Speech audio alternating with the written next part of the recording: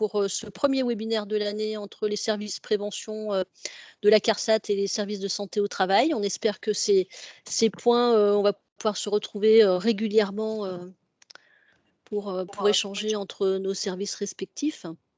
Bonjour, qui vient.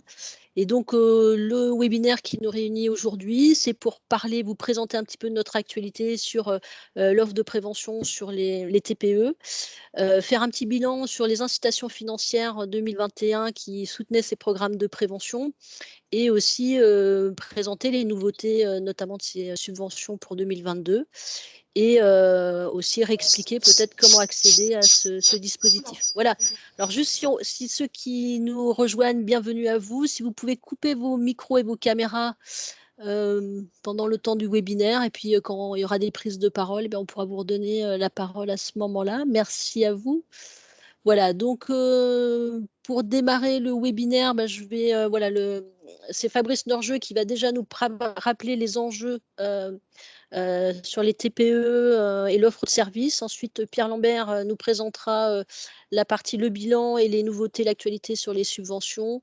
Et Isa Tebar nous présentera tout ce qui est comment s'inscrire sur le compte ATMP, faire cette réservation en ligne. Et puis, on répondra ensuite à la fin du webinaire à vos différentes questions. Voilà, merci à vous. Je te laisse la parole, Fabrice. Merci Sandrine. Bonjour à toutes et à tous. On t'entend pas très bien, Fabrice, si tu peux un peu. Voilà. Merci. Je vais essayer de parler un peu plus fort alors aussi. Voilà. Donc, bonjour à toutes et à tous. Donc en premier lieu, je vais vous présenter l'offre de services TPE. Donc il n'y a pas que les aides financières, c'est-à-dire que là on va vous présenter principalement les aides financières pour les TPE, les PME. Et donc le réseau prévention a aussi développé des outils à destination des TPE. Alors ça va être un petit rappel par rapport à l'animation du mois de juin 2021 pour ceux qui avaient participé. Et puis, je vais aussi vous parler un peu des mises à jour aussi des outils qu'il y a eu depuis. Alors, le programme national TPE, qui a démarré en 2018-2022, qui va se prolonger probablement, l'enjeu, c'était de développer la prévention dans les TPE, développer même, je dirais, la culture prévention, aider les employeurs, les chefs d'entreprise dans les TPE à faire de la prévention. Et la finalité, de faire baisser cette sinistralité dans les TPE. Alors comment? En élaborant des outils simples à destination des TPE et en les déployant avec des partenaires nationaux et régionaux. Alors pour avoir une idée de ce que représentent quand même les TPE, c'est quand même, on va dire, un tiers des salariés au niveau national. Hein, dans TPE, j'entends effectif de 1 à 19 salariés. Et ces entreprises totalisent 28% des accidents avec plus de 4 jours d'arrêt. Alors le constat que vous ferez toutes et tous, c'est en effet pourquoi c'est dur de faire de la prévention dans ces TPE, c'est qu'elles sont peu structurées, on a peu ou pas de moyens, c'est souvent les chefs d'entreprise aidés de son assistante qui va faire mener la politique de prévention, si on peut parler de politique de prévention dans ces entreprises-là. Et des outils qui sont mis à sa disposition, pas forcément adaptés. Donc l'idée, c'était de créer dans ce programme national TPE des outils à destination de cette profession. Alors on a ciblé, au niveau national, 36 métiers qui couvrent 60% des TPE. Alors dans chaque métier, il va y avoir un chef de projet national d'une CARSAT. Alors les différents métiers, on va retrouver en groupe la restauration, hôtellerie et commerce, qui vont représenter 9 métiers, que je ne vais pas citer, hein, que vous pouvez lire sur le PowerPoint. Ensuite, transport, environnement et imprimerie, donc tous les métiers du transport, de marchandises à voyageurs en déménagement, la collecte et l'imprimerie. La métallurgie, la plasturgie, les services, on va retrouver les salons de coiffure, mais aussi tous les clubs sportifs, les associations, puis le bâtiment, et enfin, pour les départements d'outre-mer, la filière agricole tropicale et équatoriale. Alors, pour chacun de ces métiers, on a donc créé des outils que je vais vous détailler alors très succinctement. Tout d'abord, des pages web par activité pour chaque métier qu'on va retrouver. On va retrouver donc une page INRS dédiée sur chaque activité, comme par exemple le transport routier de voyageurs ou la CARSAT Aquitaine et Pilote, par exemple, où on va retrouver donc tous ces outils, tous les liens aux différents outils que je vous explique ici. Et puis une seconde page web sur Amélie, propre au risque professionnel, Amélie Assurance Maladie Risque Professionnel. On va retrouver donc des statistiques, des problématiques de la profession, mais aussi les liens aux aides financières auxquelles ont droit ces métiers. Alors, pour vous faciliter la tâche, on vous donnera cette présentation sera téléchargeable par la suite, comme avec l'enregistrement, et vous retrouverez tous les liens que je vous ai fait là pour accéder aux outils que je vous présente. Alors, parmi les outils qu'on a créés, le principal, on va dire le cœur du réacteur, c'est l'outil en ligne d'évaluation des risques professionnels.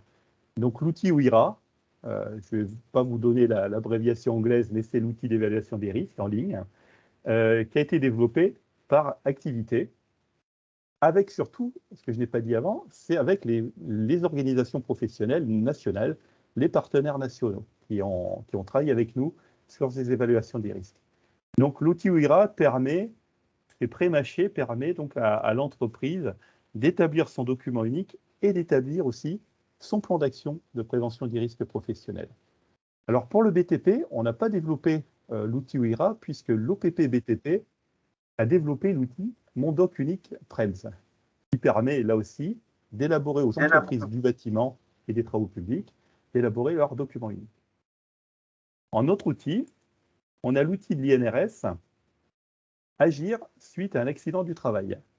Il est basé sur le même principe qu'OIRA, c'est quelque chose de pré-mâché pour les TPE, c'est-à-dire que suite à un accident du travail, on va lui permettre de faire son analyse de l'accident du travail, l'aider à faire son analyse et lui proposer des pistes d'action correctives. Donc on va trouver une étape où en fait on rentre, là c'est pas très lisible, mais l'idée c'est de vous montrer il y a 4 étapes, le contexte de l'accident, puis ensuite on va passer donc à l'analyse des causes, on va lui proposer dans différents items l'organisation, le milieu, le matériel. En troisième étape, on lui propose des actions correctives qu'il va choisir à mettre en œuvre ou pas. Et à la fin, il peut élaborer son plan d'action. Il sortira un plan d'action suite à l'accident du travail. Un autre outil est l'outil en e-learning de l'INRS pour avoir des connaissances, acquérir des connaissances de base en prévention. Des fiches solutions qui sont génériques, mais propres à plusieurs métiers. Par exemple, on va retrouver les risques de chute de hauteur, les risques de collision sur site. Donc, ça rejoint un peu l'outil OIRA, c'est-à-dire qu'on a une problématique, une situation dangereuse, et on propose des mesures de solutions simples sur une seule page. Donc, c'est très imagé, et on a déjà des pistes de solutions que l'entreprise peut mettre en œuvre. L'outil TutoPrev Accueil, qui est destiné donc à l'accueil des nouveaux. On va retrouver donc par activité, là aussi, les principaux risques de la profession, très simplifiés, et surtout des planches qu'on peut appeler chasse au risque avec le corrigé. Et en fait, le nouveau donc, va travailler avec l'entreprise, on va lui présenter les risques de la profession par ces planches et discuter avec lui des risques professionnels liés au métier. 11 tutoprev ont été créés jusque-là. D'autres tutoprev sont à venir. Généralement, on en sort deux par an. Alors, c'est propre à certains métiers. Certains métiers n'auront pas leur tutoprev. Ensuite, nous allons retrouver le cahier de l'accueillant. C'est un document assez générique qui rappelle les différents points clés qu'il faut mettre en œuvre quand on accueille un nouveau. Donc, il y a un peu aussi de ressources humaines sur la procédure d'accueil. Donc, document générique à la main de l'employeur. Un autre outil qu'on appelle, alors au niveau acronyme, CBCM, c'est comment bien choisir son matériel.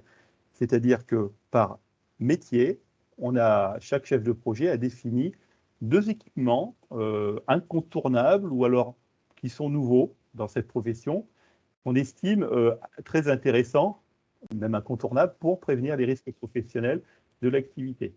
Donc, c'est un recto verso on va retrouver ben, à quoi sert le matériel pour prévenir quel risque. Et au verso, c'est moi, chef d'entreprise, j'ai besoin de m'équiper. C'est quoi les points essentiels que je dois prendre en compte avec le fournisseur pour ne pas faire d'écueil? Donc, ce n'est pas un cahier des charges, ça se veut plus simple d'un cahier des charges. Ce n'est pas technique, pas trop technique. Et voilà, c'est quoi les impératifs? On a aussi l'outil qu'on n'a pas mis dedans, c'est faire le point sur les RPS, qui est aussi à disposition des TPE. Et pour finir, pour bien synthétiser le tout, on a créé, chaque chef de projet, en 2021 principalement, on a animé un webinaire national à destination de la profession, et donc qui traite de la problématique profession. Hein, c'est quoi la problématique? C'est quoi les risques professionnels pour cette activité? Et puis on a présenté les différents outils à la profession. Alors ces webinaires, ils sont accessibles sur Amélie YouTube. Vous tapez Amélie YouTube plus l'activité que vous souhaitez visionner. Je prends l'exemple de transport routier de voyageurs. Vous tapez Amélie YouTube voyageurs. Vous allez avoir ce lien à cette vidéo. Voilà, très synthétiquement, l'offre de services, ces outils qui ont été créés par le réseau et qui sont en cours de finalisation pour certains. Je vais laisser la suite à mes collègues. Ok, Fabrice, merci. Donc, on voit bien qu'on a un programme de prévention sur les TPE avec une offre de service qui est conséquente et les aides financières sont en soutien de ces démarches de prévention, mais voilà, pour certains secteurs d'activité. Donc, ce qu'on va vous proposer, c'est de basculer maintenant sur, pour ceux qui sont voilà, on vous avait donné les liens, on vous a donné les liens sur Bicast, donc n'hésitez pas d'aller soit directement sur le lien à 11h33, je vous ai donné un lien, vous cliquez direct sur votre PC ou vous scannez le QR code là qui est à l'écran si vous avez un smartphone qui va vous envoyer sur un Bicast et on va un petit peu tester les connaissances. Alors c'est valable pour les services de santé et les services prévention. Les connaissances sur les aides financières, les conditions, etc. Et donc, ça va être une activité, on va lancer en 1 minute 30 globalement. Il faudra répondre à ce questionnaire. Vous avez 10 questions. Donc, pour les gens du service prévention, je crois que c'est un questionnaire anonyme, mais bon, pour les gens du service prévention, voilà, on fera une petite séance de rattrapage si on n'arrive pas à répondre aux questions. On va lancer l'animation pendant 1 minute 30 pour voir un petit peu voilà, quelles sont les connaissances importantes à avoir si vous avez des questions, notamment des entreprises, sur les aides financières. Voilà, je pense. Alors, juste un petit peu un pouce en l'air si vous pouvez nous donner un pouce, si tout le monde est OK. Ceux qui ont des problèmes, éventuellement, vous nous mettez dans le chat, on essaiera de vous débugger. C'est bon, tout le monde est. Voilà, vous savez, hein, il y a une petite main. OK, c'est bon pour vous. OK, ça marche. Donc, on va lancer. On lance. OK. Alors, on lance. Voilà, le chat est lancé. Vous avez 1 minute 30. Le premier qui répond juste aux questions, les 3 premiers, on verra leur réponse et puis on peut voir en ligne la progression. Donc, on a des questions sur quels sont le niveau d'effectif pour bénéficier des aides financières, à quoi correspond cet effectif, qu'est-ce qui est éligible en termes de matériel pour les subventions. Les modes de financement aussi, des questions sur les modes de financement. Où est-ce qu'on trouve les codes risques? Ça, c'est un terme très institutionnel, sécurité sociale, mais à quoi correspond ce code risque et où est-ce qu'on le trouve? Combien on peut cumuler de subventions différentes? Donc, on a un peu comme le code de la route, il y a des petits pièges. Voilà, mais bon, c'est pas méchant. Quel est le montant maximum de ces aides? Comment on peut les cumuler? Bonjour à la personne qui vient de nous rejoindre. Voilà. On est en train de faire une animation Bicast, voilà, avec un petit questionnaire sur la connaissance des aides financières. Ensuite, on a des questions. Voilà, ça ne se déroule pas. On voit la progression et une dizaine de questions sur où aussi on peut avoir l'information sur les aides financières, où on trouve les informations, comment on accède et comment on échange avec les entreprises sur ces aides financières. Alors, je n'avais pas déclenché le chrono, Elodie. Je ne sais pas où on en est sur le décompte. de l'animation Bicast. Donc pour ceux qui nous rejoignent ou qui nous ont rejoints, j'espère que voilà, on vous a remis les liens. 1 minute 40. 1 minute 40. Bon bah voilà, on va. Allez, il y a encore. Alors c'est normal qu'on n'ait pas 100%. Au moins qu'à la première question, on ait 100%, que tout le monde ait fini le questionnaire. Les premiers ont fini, je pense, et qu'au moins sur les premiers répondants, on est au moins dans les 100%. Alors il faut le temps de lire. Là, je sais pas pourquoi on n'arrive pas à 100% au début, c'est pas grave. Donc on va, je pense qu'on si on clôt l'activité, Elodie, ça permet quand même. On a des personnes avec des mains levées. Alors effectivement, où est-ce que je peux voir qui a la main levée? Alors, Dans afficher les participants, Sandrine. voilà. Alors Ouais. Sylvie, Ngouf, je ne sais pas si vous pouvez prendre le micro. Quelle est votre question? Non, je me suis trompée de touche, c'est tout. D'accord, ok, voilà, ça, il y a des mains. Voilà, ceux qui. Soit si vous avez des questions, on peut les prendre, mais voilà. Ok, pas de souci, sinon vous les enlevez. Donc du coup, ok. Donc on clôt le. Voilà, et alors, on va clore l'animation. De toute façon, je pense que vous pouvez continuer à répondre pour ceux qui n'avaient pas été au bout. Alors, qui a gagné? Il y en a qui ont joué plusieurs fois ou GP, FB. Voilà, à vous de vous reconnaître. 10 points, donc ça veut dire qu'ils ont 100% de réponse juste. 9, bon, c'est bien, très très bien. Voilà, bon, alors, je pense que c'est plutôt les collègues du service prévention qui sont les premiers. Et je vais laisser la parole à Pierre Lambert qui va apporter dans sa présentation une partie des réponses à ces questions. Et puis on y reviendra vers la fin de ce webinaire. À toi, Pierre. Oui, bonjour à tous. Alors, je reprends la main, effectivement. Je vais aller directement sur les slides qui vont concerner ma présentation. Excusez-moi, on va aller vite sur ce point-là. Voilà. Donc, Fabrice vous a présenté les offres de services pour les TPE qui se trouvent dans nos programmes. Je vais vous présenter maintenant les aides financières. Alors, juste un petit mot sur la sémantique. Vous avez les offres de services pour les TPE et régulièrement, vous allez voir dans des publications sur les médias des nouvelles offres qui apparaissent. Il ne faut pas faire donc de confusion entre offre de service et subvention prévention. Offre de service vont toucher certaines activités. Le but est de toucher l'ensemble des activités des secteurs pour les TPE. Les subventions prévention, il n'y en a que certaines pour certaines activités. Donc, ne pas confondre effectivement offre de service. Offre de service ne veut pas dire forcément financement, veut dire outil, veut dire méthodologie, mais ne veut pas dire forcément financement. Donc maintenant, sur les incitations financières en soutien des démarches de prévention pour les TPE, je vais vous les détailler. Et on va commencer d'abord par un bilan financier, si vous voulez, sur ce qui a été fait les années précédentes, puisque vous les avez connus les années précédentes.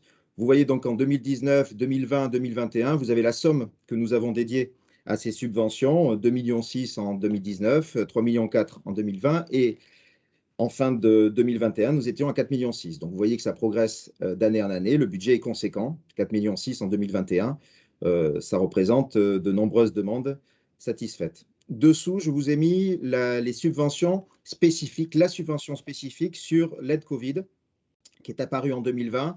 Alors, bien entendu, c'était surtout pour 2020, mais on les a payés en 2021. C'est pour ça que vous avez deux icônes 2020-2021. La globalité, c'est 2,5 millions, 2,6 millions pour cette aide-là, ce qui est une aide très conséquente pour aider donc les TPE sur des mesures de distanciation, sur des mesures d'hygiène, sur du gel et sur des masques. Au total, pour 2021, si j'additionne ce que nous avons donné pour les TPE hors Covid et plus Covid, on atteint une somme conséquente de 5,7 millions. Donc, voilà pour les chiffres. Ensuite, on peut quand même se poser la question, au-delà de l'argent donné, c'est est-ce que l'argent donné a permis de faire évoluer la prévention au sein des entreprises? Bien entendu, c'est quand même le but principal. Alors, on a lancé des enquêtes. Je n'ai que les premiers retours de ces enquêtes-là. Je vous partage avec vous ces premiers résultats. On a fait une enquête sur la région d'Aquitaine, sur TMS Action et Préciséo. Préciséo, c'était pour les coiffeurs. 70% des entreprises mentionnent qu'elles n'auraient pas investi dans ces équipements si elles n'avaient pas eu l'aide de la CARSAT. Donc ça, c'est intéressant, c'est pour TMS Pro. Et même pour les coiffeurs, on atteint jusqu'à 95%. Donc, on peut imaginer quand même qu'on a participé à franchir le pas vers des équipements plus adaptés. Ça, c'est un premier résultat. Hein. Ce n'est pas vraiment le résultat sur la sinistralité. On ne l'aura pas tout de suite. C'est difficile de vous annoncer d'un seul coup fièrement que tout va beaucoup mieux après avoir versé 4,6 millions. On verra ça au fur et à mesure. Une autre enquête, c'est une enquête nationale faite par la CNAM à Paris. Un premier point, c'est plus de 80% des entreprises estiment que le montant de la subvention est convenable. Donc, grosso modo, s'ils ont franchi le pas, c'était que ça suffisait. Alors, ça allait entre 40% des fois jusqu'à 50% avec un plafonnement à 25 000 euros. C'est bien qu'ils le reconnaissent, c'est vrai, parce que c'était des sommes conséquentes. Et une autre remarque qui va plutôt intéresser donc la troisième partie de la présentation de ce matin, le webinaire, c'était sur la remarque que 90% des entreprises sont satisfaites du téléservice proposé sur Net Entreprise via le compte AT&P. Et ça, c'est important parce qu'effectivement, Elisa, qui prendra la suite, va nous présenter ce qu'est le compte AT&P et où on doit déposer sa demande pour les entreprises. Donc, c'est un point que vous, en tant que partenaire, vous devez avoir en tête. Donc, voilà pour le décor. Ensuite, je vous rappelle très brièvement que le principe d'une subvention prévention TPE. D'abord, pour qui? Ça, c'est important. Alors, ça dépasse le cadre de la définition d'une TPE, puisque c'est une subvention TPE-PME. On va jusqu'à 50 salariés, jusqu'à 49 salariés, pardon.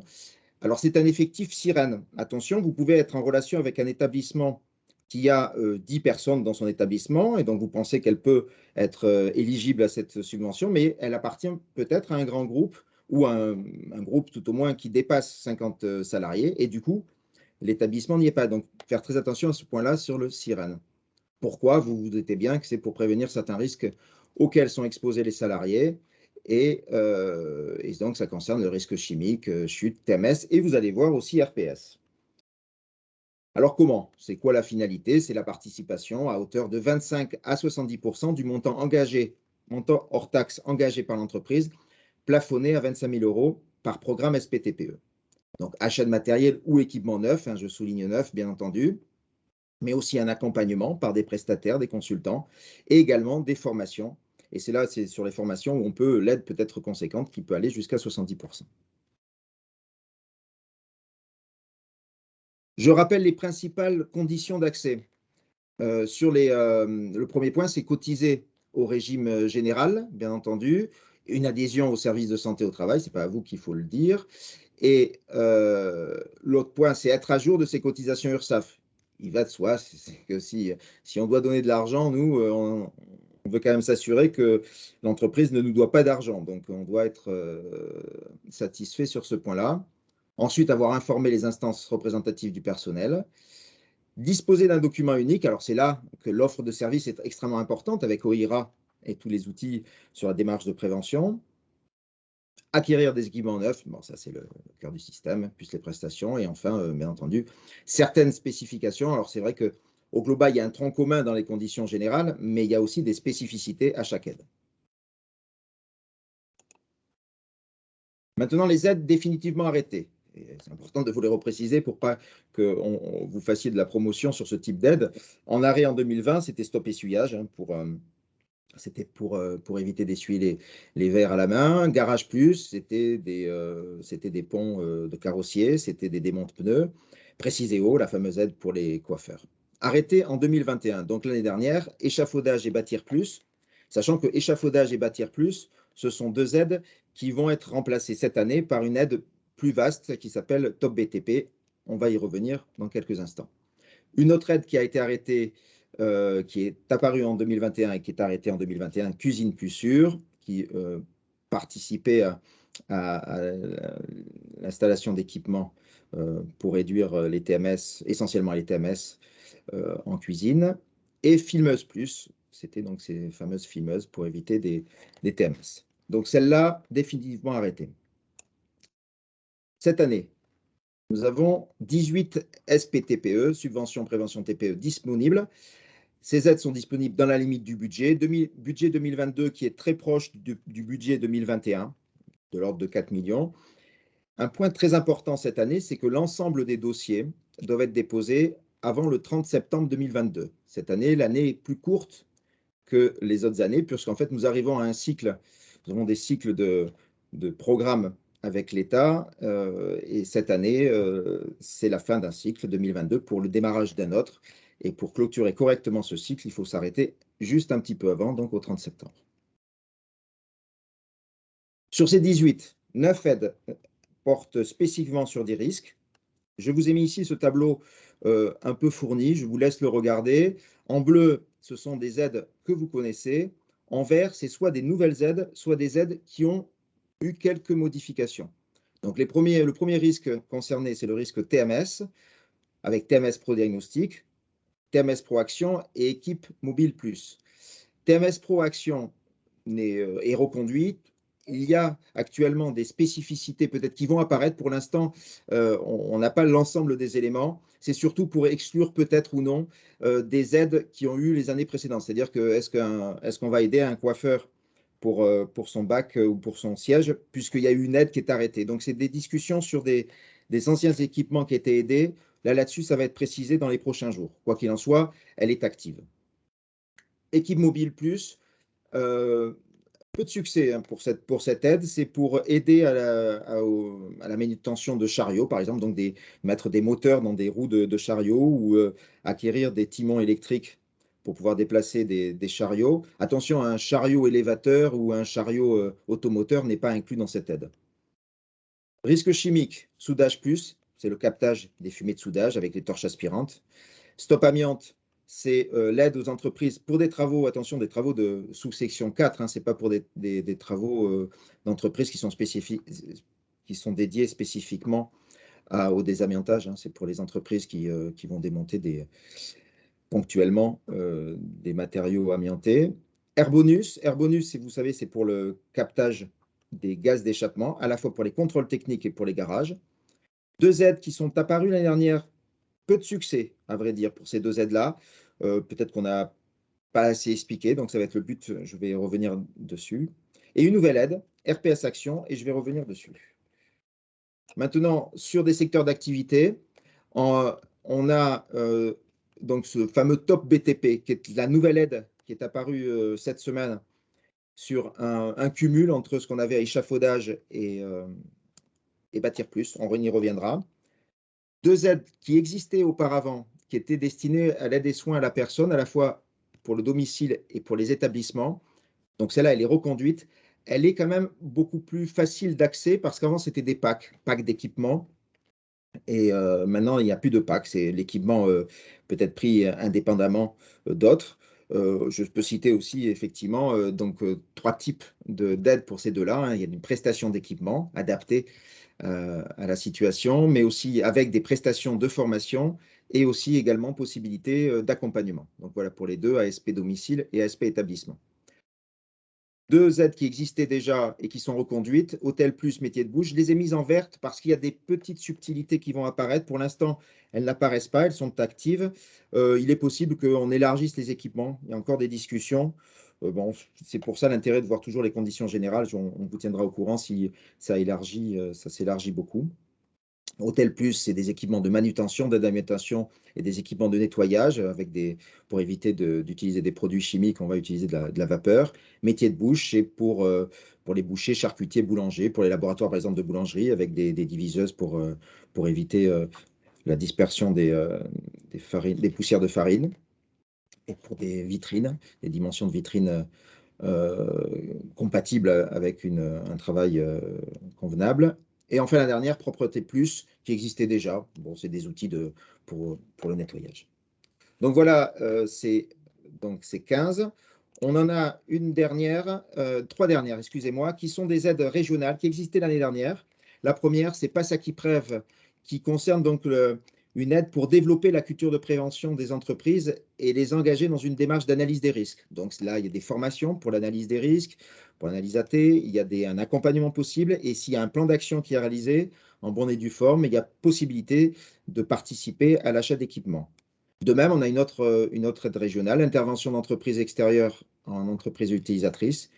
Donc cette subvention a pour objectif d'encourager le déploiement de mesures de prévention liées à la coactivité.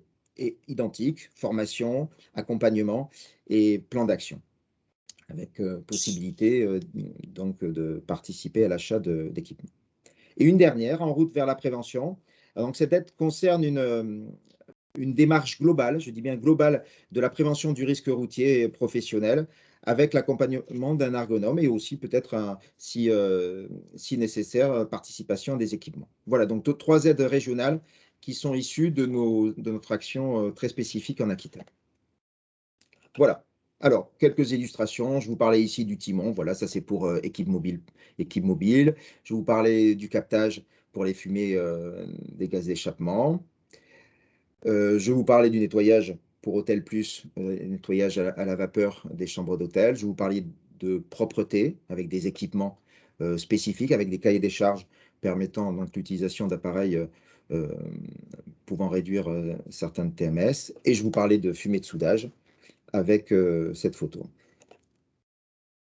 Ici, vous avez en haut sur la gauche donc un laboratoire de boulangerie avec une diviseuse. Vous avez ici un démantèlement d'un toit d'Evryt. Donc tout ça, ça fait partie donc des aides Stop Amiante ou ici métier de bouche. Vous avez ici un résumé très court de ce que peut aider en équipement l'aide à domicile, avec un coussin rotatif, avec des ceintures de transfert, pardon, ici, un drap de lit. Vous avez aussi, mais ça fait partie de l'établissement, des rails et la possibilité donc de participer à l'installation de rails pour les déplacements des personnes non valides. Voilà quelques illustrations. Bien entendu, je pourrais passer une journée entière à vous montrer l'ensemble des équipements. Maintenant, je vais vous faire un focus sur la subvention prévention TPE, TMS Proaction. Bon, celle-là, c'est une des principales, hein, c'est celle qui est la plus demandée. Donc, son objectif, bien entendu, hein, sur la base d'une analyse de situation de travail, aider à l'achat de dispositifs sûrs et permettant de réduire les TMS. Alors, je me permets de rajouter quelques commentaires. Ça va sans dire, mais je le redis, cette subvention n'est pas là pour financer un outil de production basique de la profession. Il y a beaucoup de discussions de savoir, effectivement, on peut imaginer que l'entreprise recherche des aides techniques pour acheter son propre outil de production. Là, c'est pour quand même aller dans un sens pour améliorer les conditions de travail. Donc, ce n'est pas une aide pour un outil de production basique. L'utilisation d'un nouvel équipement, eh ben, on peut déplacer risque, donc c'est très important d'être bien sûr que l'équipement peut être utilisé avec sécurité. Donc on peut demander de temps en temps une vérification de conformité par un organisme de contrôle. Et enfin, pareil, on peut aussi demander que les salariés soient formés à une machine spécifique nouvelle dans l'entreprise. Alors un exemple, hein, pour vous montrer, ici, on voit une situation de travail où on voit 2 personnes qui semblent quand même avoir quelques difficultés à faire rentrer un objet lourd dans une camionnette. Ben voilà, si on fait une étude de situation de travail, on voit bien que peut-être le haillon, c'est déjà bien qu'il y soit, mais peut-être qu'il faut qu'il soit élévateur. Donc là-dessus, on pourra participer à la mise en place d'un haillon élévateur. Alors voilà, on ne va pas participer à l'achat d'un véhicule avec un haillon. On va participer à l'achat du haillon en option. Voilà, uniquement sur ce point-là. Ensuite, d'autres exemples, hein. Vous avez un exemple ici, par exemple, d'un vélo, d'un porte-vélo, d'un pied pour travailler dessus. Les vélos sont de plus en plus lourds, ils sont électriques. Le déplacer sur un pied pour travailler dessus, ben, ça sous-entend peut-être des efforts et puis des problèmes, des risques TMS. Donc là, on a subventionné des pieds électriques permettant d'ajuster la hauteur. Ce n'est pas un outil de production pur et dur de la profession, c'est une amélioration. L'option, effectivement, pour monter le vélo à hauteur de travail est très appréciable. Vous avez l'exemple d'un cerclage automatique de carton, d'un transport de plusieurs bidons. Avant, on faisait avec des manipulations de plusieurs bidons. Là, on a participé à l'acquisition d'une machine permettant le déplacement de plusieurs bidons à la fois, beaucoup plus facilement. Et ici, nous avons un exemple assez original. Je crois que ça vient d'un service de santé au niveau d'un diag, sur une crèche où le meuble, c'est donc pour changer les enfants. Et si, suivant l'âge de l'enfant, ben, effectivement, ce petit escalier permet à l'enfant, lui, de monter tout seul et d'éviter à la personne de le soulever et de le mettre sur la table à langer. Voilà, donc cet équipement-là n'est pas un équipement basique, mais qui peut permettre largement d'améliorer les situations de travail. Voilà pour TMS Pro Action. Je passe à RC Pro et équipement. Donc, Risque Chimique Pro. D'où vient le RC? Voilà, c'est Risque Chimique Pro. C'est le grand programme que nous avons actuellement nationalement sur l'évaluation et l'amélioration sur le risque chimique. Donc, cet équipement-là, cette aide-là est ouverte à toutes les entreprises. On participe au Sorbonne, à ventilé, fontaine de dégraissage, bac de rétention, dispositif de brumisation pour abattage des poussières, aspirateur de chantier. Vous voyez que c'est très large, hein, ça concerne énormément de secteurs d'activité. On va participer à hauteur de 50% à ces équipements-là. Et chose quand même qui est nouvelle, on participe à hauteur de 70% à la vérification des performances aéroliques et acoustiques des Sorbonnes. Parce qu'effectivement, on pourrait participer à l'achat d'une Sorbonne si on ne se soucie pas de savoir si elle est correctement installée ou le rejet se fait vers l'extérieur. Si elle fait uniquement du bruit, ça ne nous suffit pas, il faut qu'elle aspire correctement. D'où cette motivation forte à bien vérifier que tout est OK. Une autre risque chimique pro qui concerne uniquement le secteur peinture à menuiserie. J'insiste bien, parce qu'il y a par exemple, une cabine de peinture, ça sera uniquement pour ce secteur-là et pas pour d'autres secteurs où on peut retrouver la nécessité d'acheter des cabines de peinture. Donc celui-là, cette aide-là est très spécifique, box ou laboratoire de préparation, cabine de peinture ou de vernissage, enceinte de séchage, équipement de nettoyage automatique des outils. Voilà, ces 4 types d'équipements. Même principe que tout à l'heure, 50% de l'aide et 70% sur la vérification aérolique et acoustique des équipements. La Top BTP, donc la nouvelle aide pour les activités de BTP, bien entendu, uniquement. Cette fois-ci, on part sur 25% du montant acheté des sommes engagées pour des échafaudages MDS. La dernière, c'était 40%. Là, on a diminué l'aide parce qu'on veut aussi ouvrir l'aide à beaucoup d'autres types d'équipements que je vous montre en photo ici. Alors, vous verrez, hein, dans l'aide qui est maintenant officielle, depuis cette semaine, on retrouve énormément d'équipements qui vont au-delà des deux aides qu'il y avait auparavant, échafaudage et bâtir plus, avec des préventions dans les risques de chute et chute de plein pied, sur des protections de trémies d'escalier, accès provisoire, plateforme, etc. Prévention des risques de TMS liés aux vibrations, des outils portatifs antivibratile. Prévention des risques d'ensevelissement avec des blindages, par exemple, légers, manu portables. Et enfin, ça, on le retrouvait déjà dans Bâtir Plus, c'est les fameux bungalows ou coffrets électriques. Voilà, j'arrive maintenant à la dernière, la petite nouvelle, RPS. Donc cela, c'est une nouveauté totale. Financement d'une prestation d'accompagnement permettant d'agir en prévention des RPS. Alors c'est hors expertise CSE, bien sûr, par un consultant référencé par une caisse. Alors il y a une liste qui va être disponible à la fois sur notre site internet pour les consultants Akita, mais la liste est ouverte aussi sur la France, donc accessible sur Amélie. Un point particulier, c'est qu'effectivement, les consultants sont référencés. Le consultant ne peut pas externaliser l'ensemble du dossier qu'on va lui confier à une autre personne qu'on ne connaîtrait pas. Donc, ce n'est pas de sous-traitance possible. Deux prestations. Prestation 1, diagnostic, repérage des facteurs de RPS et aide à la définition du plan d'action de prévention. Premier type d'aide. Deuxième type d'aide, c'est effectivement accompagnement à la mise en œuvre du plan d'action et de prévention des RPS. Financement à hauteur de 70%. Avec un minimum de 2 000 €. Vous verrez, hein, dans toutes les aides, il y a toujours un minimum, hein, c'est bien sûr. Dans la limite de 15 000 €, ça c'est par prestation. Prestation 1 ou prestation 2.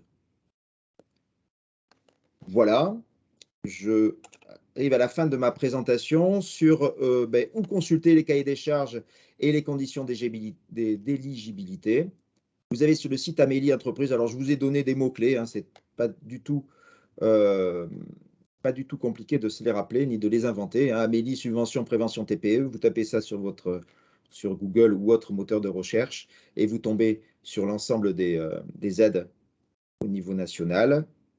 Vous tapez CARSAT Aquitaine SPTPE, vous tombez sur l'ensemble de ces aides plus nos aides régionales. Voilà. Et ensuite, alors ça, c'est les deux premiers points, c'est pour vérifier effectivement pour les conditions générales, mais pour l'entreprise, bien entendu, c'est le compte ATMP et c'est là que je vais donner donc la parole à ma collègue Elisa qui va vous présenter la manière de faire une demande. Bonjour à tous. Alors, pour ma part, donc, je vais vous présenter la marche à suivre pour faire une demande de subvention depuis son compte ATMP. Alors, je ne vais pas rentrer dans le détail, hein, je vais vous donner les grandes lignes, les principales étapes, et ce sera également l'occasion de vous présenter le compte ATMP. Alors, pour bénéficier d'une subvention, au préalable, il faut créer un compte ATMP sur Net Entreprise. Une fois que c'est fait, l'entreprise peut donc réserver en ligne la subvention souhaitée dans la limite du 30 septembre 2022 cette année, comme vous a dit tout à l'heure Pierre Lambert. Ensuite, une fois que la réservation est faite, l'entreprise va attendre la confirmation de la CARSAT dont elle dépend, qui, elle, a un délai de 2 mois maximum pour donner suite.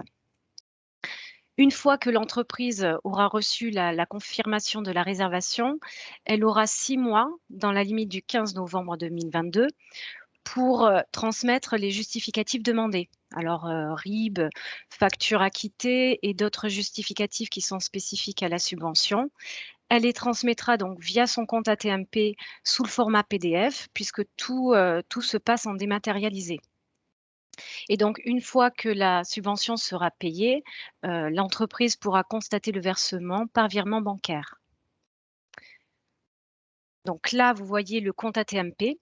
Donc, c'est un espace qui est plutôt convivial, facile d'accès et qui est très pratique pour l'entreprise puisqu'entre autres, elle a accès directement à son taux ATMP, au code risque, également à l'historique de la sinistralité de son entreprise et puis également à l'ensemble de l'offre de subvention auquel elle est éligible. Et donc, pour ce faire, elle se rend dans Mes services et elle clique sur Demander une subvention prévention TPE. Là, donc, on arrive sur cet écran d'accueil. Comme vous pouvez le voir, il y a un certain nombre d'informations qui peuvent évoluer avec le temps en fonction des messages que la CARSAT veut transmettre aux entreprises et on peut y retrouver notamment les critères d'éligibilité. Donc, pour poursuivre, l'entreprise va cliquer sur Effectuer sa demande dans le petit bandeau bleu à gauche. Et là, elle accède donc à l'ensemble des offres auxquelles elle a potentiellement droit. Elle choisit celle qui l'intéresse en cliquant sur Demander et elle arrive sur un formulaire à compléter. Donc, elle va renseigner un certain nombre de champs qui sont parfois obligatoires et elle va joindre les fichiers sous forme de fichiers, les justificatifs demandés. Et une fois que c'est fait, elle finalise en cliquant sur Envoyer ma demande.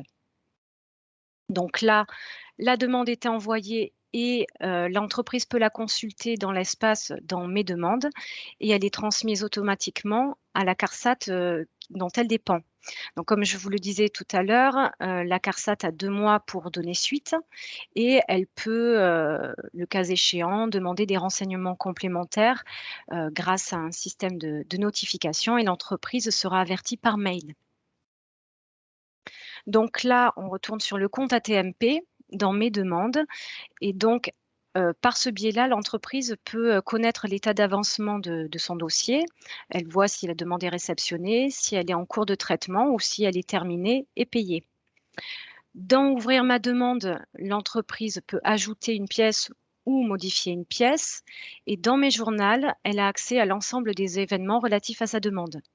Donc, comme vous le voyez, elle voit que la demande est réceptionnée, elle voit les notifications de la caisse, mais également les messages qu'elle a pu adresser à la CARSAT, puisque par le biais du journal, il y a la possibilité d'échanger avec la CARSAT par message.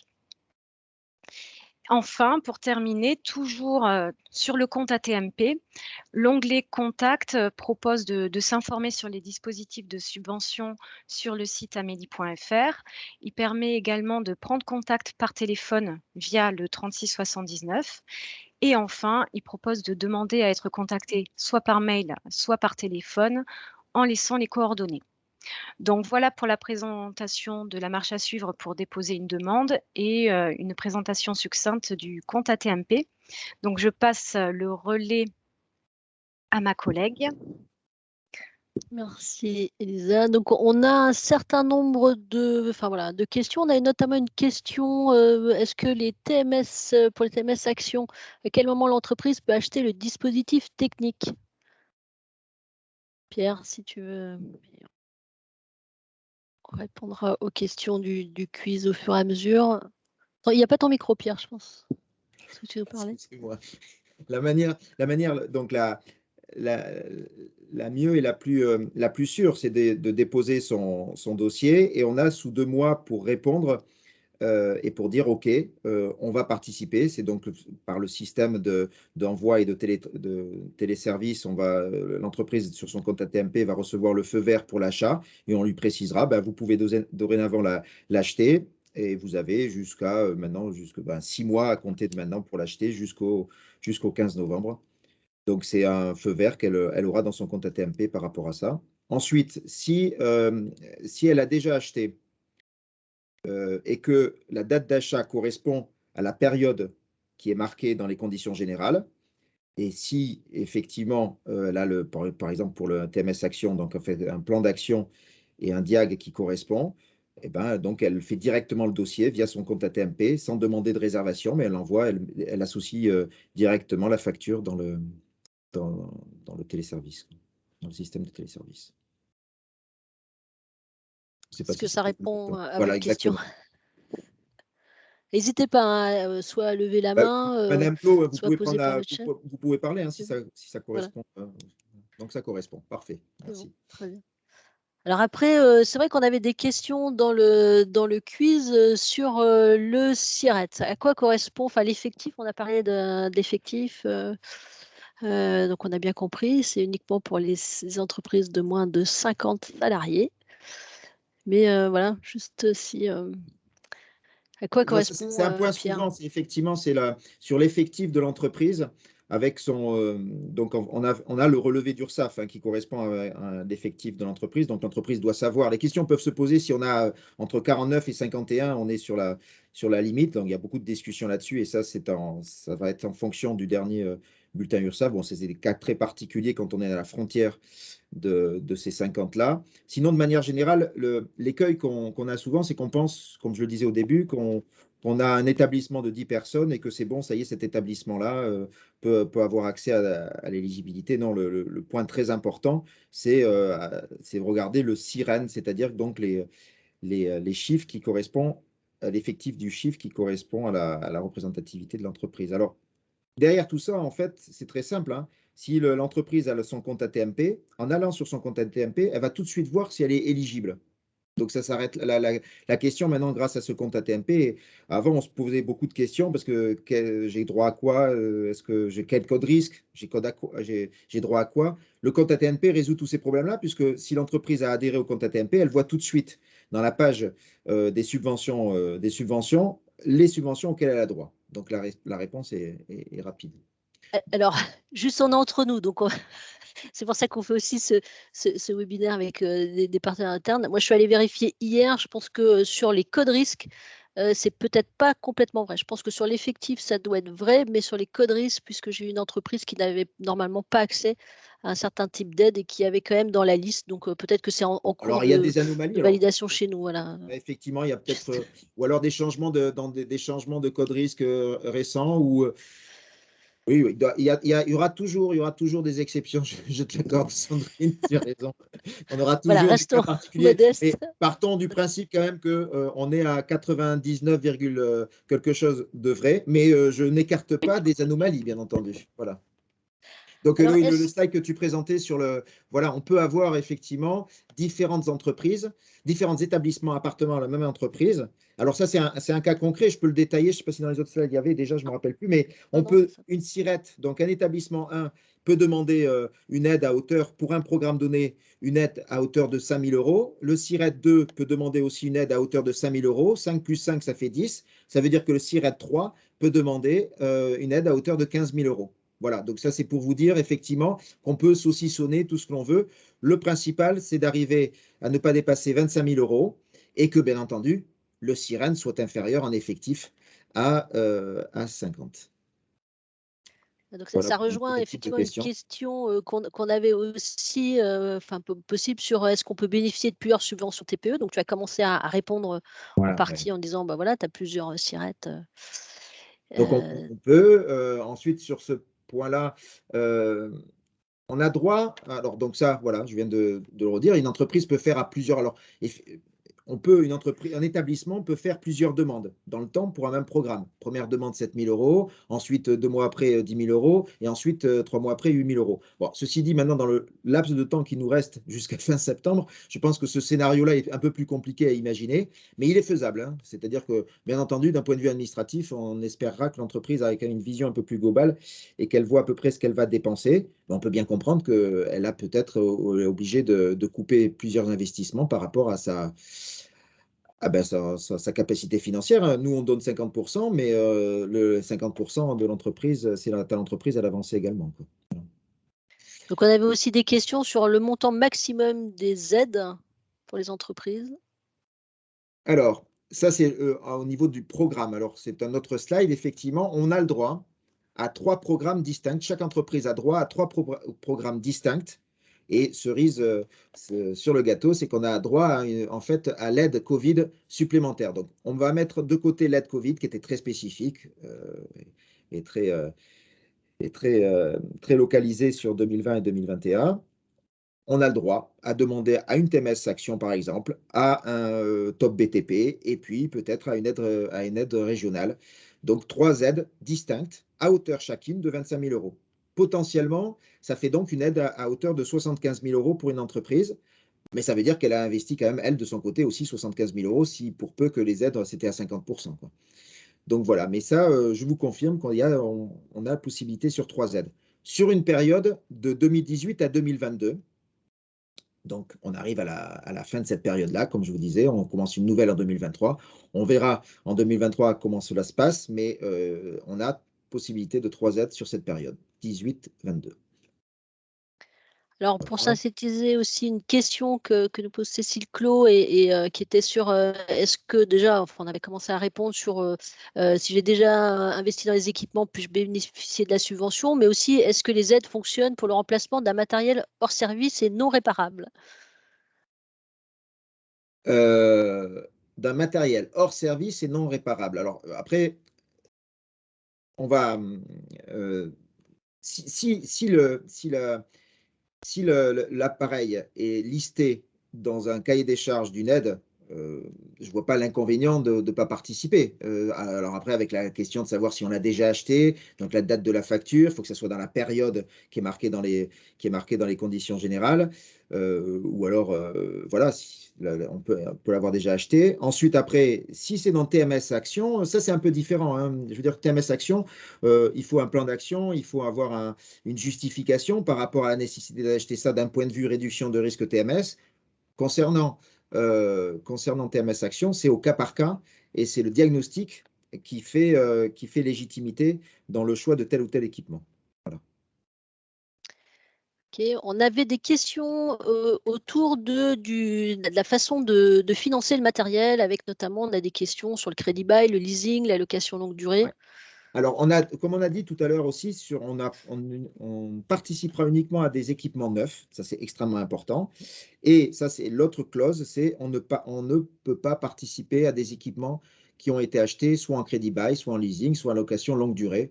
Parce qu'en fait, c'est des sommes qui sont parcellaires et qui vont jusqu'à un certain moment payées avec des reprises. Et là, nous, on ne participera pas. Donc, à ce jour, pour les aides de cette année, le crédit bail, le leasing et les locations longue durée ne rentrent pas dans nos conditions positives. Ok, et dernière question sur le matériel d'occasion. Ben voilà, donc je viens de répondre sur ce point-là. C'est uniquement du matériel main neuf et je rajouterai du matériel qui est conforme donc à la législation par exemple sur la directive machine. Alors un petit clin d'œil, hein, on demande que ça soit CE, donc qui est une conformité européenne et vous connaissez donc le petit logo CE. Sachez qu'il existe aussi des petits logos CE sur les appareils qui veulent dire China Export. Donc ça ne veut pas dire du tout ce que l'on veut. Donc, c'est pour ça qu'il y a une vigilance très importante à avoir sur la conformité machine. Rien de pire que de financer un appareil qui provoquera des risques particuliers et autres que celui qu'on a voulu éviter. Très bien, merci. Donc, on va arriver, il nous reste quelques minutes avant la fin de ce webinaire. Voilà, c'est le moment pour ceux qui avaient encore des questions, n'hésitez pas à les poser, c'est maintenant. en levant la main et puis on vous donne la parole voilà, si vos micros fonctionnent ou par le chat. Mais bon, visiblement, on a été assez clair. Oui, c'était sur la question de Madame Clos sur le remplacement d'intérêt HS et non réparable. Je n'arrivais pas à comprendre derrière la question de savoir c'est-à-dire que dans tous les cas, de toute façon, on ne va pas venir pour réparer. C'est peut-être ça, c'est-à-dire s'il faut changer un équipement à l'intérieur, ça, on ne participera pas au revamping un petit peu ça, c'est très clair. Oui.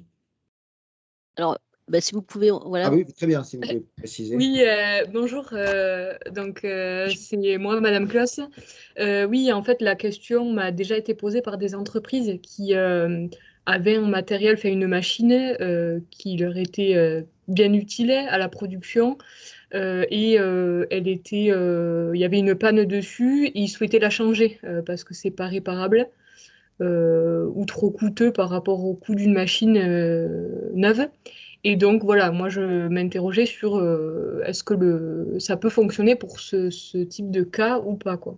Après, ça dépend vraiment du type de machine. Si je prends dans un laboratoire de boulangerie, c'est une diviseuse, une ancienne diviseuse qui arrive à la fin de sa vie. Eh ben là, on est dans la liste des diviseuses des diviseuses avec des aspirations, etc. Là, bien entendu, on rentre pile poil dans le sujet. En revanche, on a un ancien outil de fabrication qui ne rentre pas dans une liste d'équipements, quel que soit l'aide. Ensuite, après, la grande difficulté, c'est est-ce qu'on va la rentrer via une TMS action, par un diag tiré par les cheveux, parce qu'on veut ça. Et ça, là-dessus, on rentre dans des débats. Et ça, effectivement, il faut vraiment qu'il y ait une valeur ajoutée au niveau de la prévention. Si on achète un outil, si on participe à l'outil dans une entreprise, il faut vraiment que cet outil-là ne soit pas un outil basique de production. Ça, c'est extrêmement important. Il faut qu'il y ait une valeur ajoutée, une option dans la sécurité. Ça vaut beaucoup plus cher. Des appareils qui sont plus sûrs, ça vaut plus cher. Là, on ira vers ce type d'appareillage. Mais je le redis, il faudra que le plan d'action du diagnostic de la situation de travail clairement indique qu'actuellement, il y a des soucis de TMS avec tel ou tel équipement. Mais ce sujet sur TMS Action et financement d'un outil de production, c'est un vaste et grand sujet. Et il faut toujours ne pas tomber dans l'écueil de venir faire une aide économique. J'ai rien contre l'aide économique pure et dure vis-à-vis des entreprises, mais ce n'est pas dans notre cadre. Notre cadre, c'est vraiment une action de prévention. Ça, c'est très important de le repréciser, mais on peut trouver toujours des solutions, mais pour trouver un équipement ou des options très spécifiques qu'on peut cerner sur la prévention et dans lesquels on ajoutera. Ils peuvent acheter l'appareil classique et puis nous, on participera peut-être à des équipements de sécurité supplémentaires qui valent très cher et dans le cas on pourra participer à 50%. Présent établissement. Donc, il y a Muriel, tu peux poser ta Même question. si un équipement est déjà présent sur un autre poste de travail, par exemple. Ça répond à ce que je viens de dire, c'est-à-dire que si l'équipement est dans une liste bien définie, ça, je n'ai pas besoin de savoir s'il existe déjà dans l'entreprise, dans un établissement ou autre. En revanche, s'il s'agit de TMS Action, il faut se reposer la question de l'intérêt de réduction des TMS.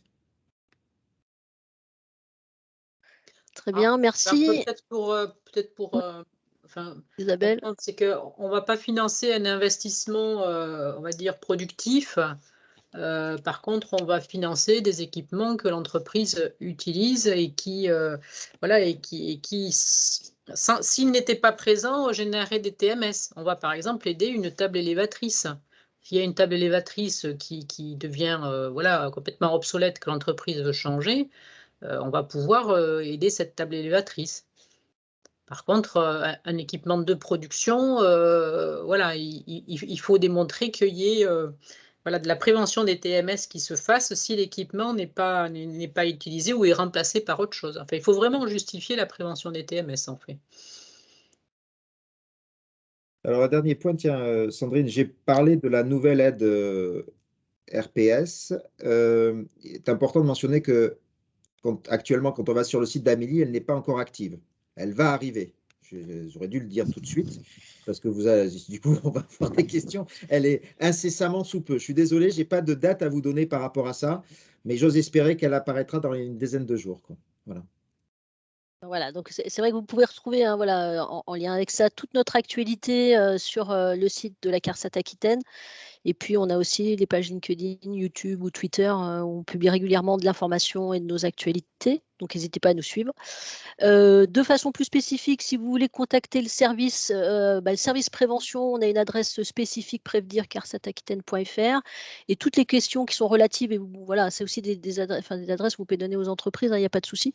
Et pour la partie service tarification ou accompagnement sur le compte ATMP, on a aussi une adresse spécifique tarification.at@carsataquitaine.fr. Donc vraiment là, c'est pour vraiment orienter les entreprises par rapport à des questions spécifiques.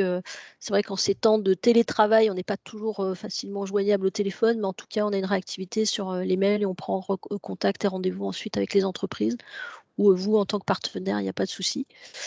Oui, par exemple, excuse-moi Sandrine, juste avant, c'était sur notre site internet CARSAT Aquitaine, il y a un formulaire et c'est nos collègues de la tarification qui vont aider. C'est justement si vous sentez qu'une entreprise a de grosses difficultés à créer son compte ATMP, surtout là-dessus, n'hésitez pas d'aller vers nos collègues de la tarification et ils aideront l'entreprise à créer son compte ATMP, qui est une obligation depuis le 1er janvier 2022. Dernier point, et je pense qu'on reprendra la question de Cécile Claude tout à l'heure, juste sur, vous êtes nombreux aujourd'hui en plus à être présents sur ce webinaire, on vous en remercie. Donc on vous avait créé à la au début d'année un formulaire Bicast sur notre site partenaire, mais en fait, bon, on voit bien, il y a quand même un peu des difficultés sur le fonctionnement de Bicast. Donc on vous a refait pour la fin de ce webinaire un questionnaire, en fait, d'une part sur ce que vous avez pensé du webinaire qu'on vous présente aujourd'hui, mais aussi sur les formats qu'on va vous proposer tout au long de l'année. Donc vraiment, je vous incite à répondre via le nouveau questionnaire Forms, puisque sur le Bicast, on n'avait que 5 réponses, même si je sais que les collègues de la HI vous nous avez répondu de façon coordonnée avec Dr Onob, donc on vous en remercie. Mais voilà, n'hésitez pas à nous proposer aussi des sujets, vraiment on est en attente de la part des services de santé au travail. On reprendra contact avec vous pour organiser le webinaire, et limite le prochain, on souhaite que ce soit un sujet choisi par les services de santé au travail pour les services prévention. On est tout à fait ouvert à ce type de format et à cet échange. C'est voilà l'esprit de ces réunions flash un peu. On essaie de les faire courtes, entre 3 quarts d'heure, 1 heure maximum. Voilà, pour qu'on échange voilà, sur nos actualités respectives en prévention. Donc voilà, soit vous avez le QR code, soit on vous a mis dans le chat le lien. Et donc, dernière question, parce qu'on ne va pas dépasser plus longtemps. Il y a Cécile Claus qui nous demande, ça peut donc fonctionner pour un bureau à hauteur variable, les équipements? Ben oui, tout à fait. Pourquoi pas. Si le diagnostic et l'analyse des situations de travail montrent qu'effectivement, il y a une problématique sur ce côté-là, oui. Voilà. Donc, grand merci de votre participation. On vous souhaite une bonne après-midi, un bon déjeuner. Et donc, toutes les informations seront en ligne donc, sur notre espace partenaire. On vous enverra le lien pour tous les participants. Vous pourrez accéder au replay et à la présentation avec les liens que nous avons présentés. Merci à vous. Bonne journée.